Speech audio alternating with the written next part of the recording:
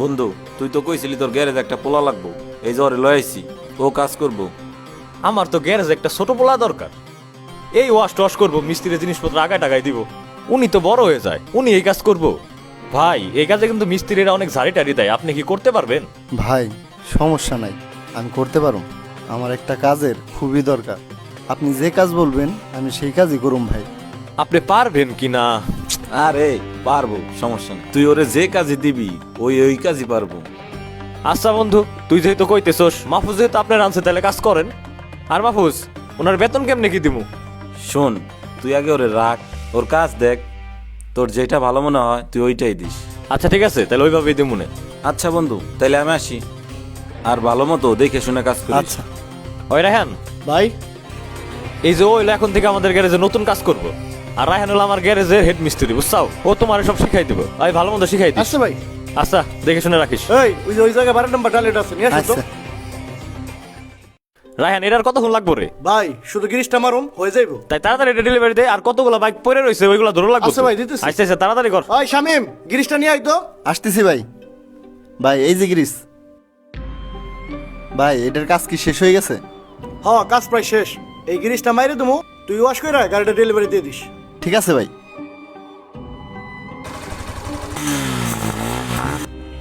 ভাই স্পকেটটা তো শব্দ করে, একটু চেক দিয়ে দিবেন না? নতুন গাড়ি, চেক দেওয়ার কি আছে, সব ঠিক আছে। ভাই নতুন গাড়ি, তাতে কি শব্দ তো হইতেছে, সমস্যা তো হইতেই পারে। দেখ, এই লাইনে একটা কথা আছে, উস্তাদের উপরে বালবাগ নামি করতে যাস না। তাড়াতাড়ি গাড়িটা ওয়াশে দিয়ে ডেলিভারি দে, যা।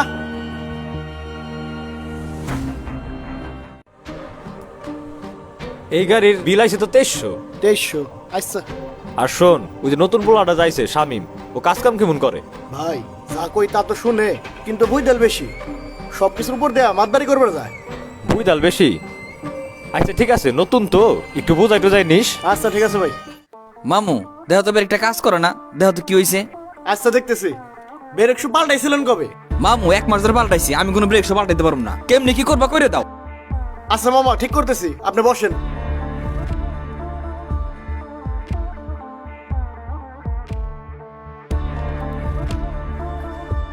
ওই এই দুটো শীষ কাগজ ডলা দে তো।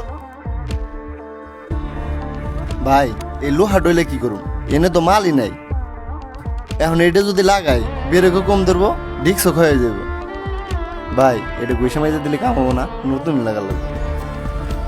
ওই তুই এত বুঝদাল কে রে? তুই সবসময় এত বেশি বুঝোস কে? কাস্টমার কি কইছে ওটা বোঝা লাগবে না? ভাই কাস্টমার তো এত কিছু বুঝে না, তারা শুধু টাকা বাঁচাইতে চায়, সেফটিরও তো একটা ব্যাপার আছে। তুই আসলে একটা বালবাক না।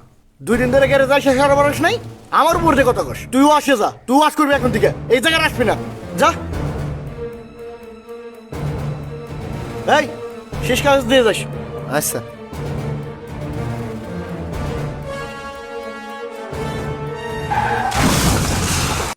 রায়হানের তো দেখে আইলাম, অবস্থা বেশি ভালো না, রিকভার হইতে 2 মাস সময় লাগবে। বুঝলাম না, রায়হান এত ভালো মিস্ত্রি, ও সার্ভিসিং দেওয়ার পর ব্রেক কেমনে কাজ করলো না? কপাল খারাপ পোলাটার। আমিও তো বিপদে বললাম, এখন আমার গ্যারেজ তো আর বন্ধ রাখা যাইব না। কতটি গাড়ি জমে রয়েছে, কোনো মিস্ত্রি নাই, কি যে করুম? তোর পরিচিত কোনো মিস্ত্রি আছে? মিস্ত্রি? আছে তো। ও আছে? তাহলে ই কর, কাল পরশুর মধ্যে নিয়ে আয়, আমার তো খুব দরকার একজন মিস্ত্রির। আনুম কই থেকে আবার? ও তো তোর গ্যারেজেই থাকে। আমার গ্যারেজে মানে? কার কথা বলতেছিস তুই? আর এই যে শামিম, ওই তো সব কাজ পারে। শামিম? ও মিস্ত্রি? তুই তাকে কখন এটা বলস নাই? তাইলে ওরে হেল্পারের কাজে ঢুকাইছিস কেন? তখন তো তোর মিস্ত্রির দরকার ছিল না, আর ওরও একটা কাজের দরকার ছিল, এই জন্য ওরে ঢুকাই দিছি। আর ওর সাথে তুই কথা বলে দি, পারবো। আচ্ছা ঠিক আছে, আমি ওর সাথে কথা বলে দেখতেছি। তুমি নাকি মিস্ত্রির কাজও জানো? জি ভাই জানি। কাজ জানো? তুমি কি এই গাড়িটা সার্ভিসিং করে দিতে পারবা? হ্যাঁ পারুম। বুঝছো, দোকানের রেপুটেশনের ব্যাপার, কাস্টমার যদি খারাপ রিভিউ দেয় তাহলে কিন্তু ঝামেলা। আমার একটা সুযোগ দেন, আমি কাজটা করি, তারপরে আপনি নিজেই দেখেন। আচ্ছা ঠিক আছে, ভালো মতো কইরো। হ্যাঁ আচ্ছা আচ্ছা ভাই, টেস্ট ড্রাইভ তো দিলেন, সার্ভিসিং কেমন হয়েছে? ভাই এবারে সার্ভিসটা সেই হইছে, গাড়িটা অনেক পাতলা হইছে। তুমি এত ভালো মিস্ত্রি, এত ভালো কাজ জানো, আমাকে তো কখনো বললা না। তুমি কি আগে কোথাও কাজ শিখছো নাকি? ভাই কাজ শিখছি বলতে আমার নিজেরই এরকম একটা গ্যারেজ ছিল। মানে আপনি নিজে একটা গ্যারেজের মালিক হয়ে আমার এইখানে হেল্পারগিরি করতেছেন কেন ভাই?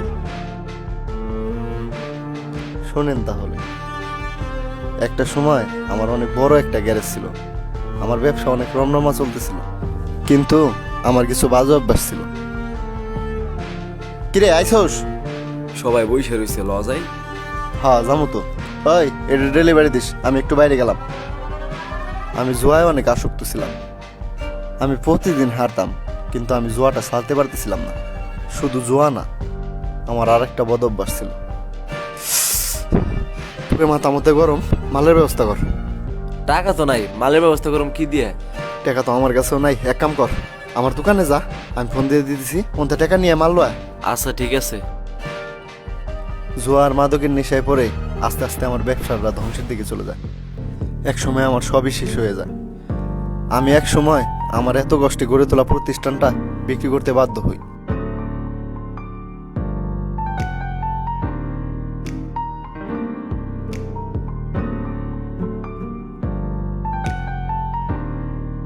আপনার আজকের এই পরিণতির পেছনে আপনি নিজেই দায়ী। হ্যাঁ ভাই, এই দায়ভারটা শুধুমাত্র আমার নিজেরই। আল্লাহ আমাকে অনেক দিছিল, কিন্তু আমি রাখতে পারিনি। ভাই আপনার আসলে এরকম পরিণতি হওয়ার কথাই ছিল। জুয়া আর মাদক সবসময় আপনাকে ধ্বংসের দিকেই নেবে, কোনোদিন ভালো কিছু বয়ে আনবে না। হ্যাঁ ভাই, এটা আমি হারে হারে টের পাইতেছি, কিন্তু সব কিছু হারানোর পর এখন আমার সব শেষ। দেখেন ভাই, ইচ্ছা শক্তি থাকলে সব পরিস্থিতি থেকে কামব্যাক করা যায়। আল্লাহ হয়তো আমার মাধ্যমে আপনাকে দ্বিতীয় একটা সুযোগ দিতেছে। দ্বিতীয় সুযোগ মানে ভাই? সাভারে আমার ভাইয়ের একটা গ্যারেজ আছে, ওইখানে একজন হেড মিস্ত্রি দরকার। তাই ভাবতেছি রায়হান আসার পরে আপনাকে ওইখানে হেড মিস্ত্রি হিসেবে পাঠাবো।